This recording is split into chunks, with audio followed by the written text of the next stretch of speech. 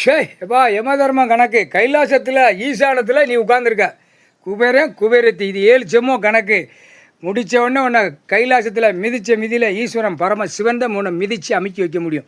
முடிஞ்சு போச்சு. இப்போ கெட்டுக்கட்டா சாக்கா வச்சுருக்கோம். குடும்பம் பூரா இப்போ நாசமாக போவோம். சரியா? 2ஆம் நம்பர் பார்க்குற குடும்பமே நாசமாக போவோம்.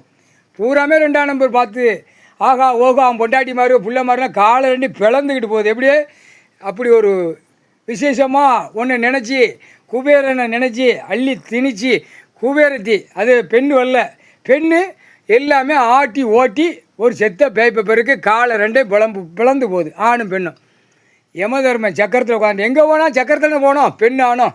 இந்த சக்கரத்தில் இந்த கண்டார ஓலி மக்களை முடிச்சிருவேன். சரியாப்பா? குபேரன் நீதிமன்ற கோர்ட்லேயும் எல்லாமே சக்கரத்தில் நான் தான் உட்காந்துருக்கேன். யமதர்மன் சக்கரத்தில் உட்காந்தா என்ன நடக்கும்? இந்த ஜென்மத்தில் எல்லாம் முடிஞ்சு வச்சு கணக்கு முடிஞ்சு வச்சு கணக்கு போட்ட கணக்கு இதில் தான் நடக்கும். திரை லோகத்தில் போகிற கணக்கு தான் ஓடிக்கொண்டே இருக்கும். புகால் சத்தியம்பா.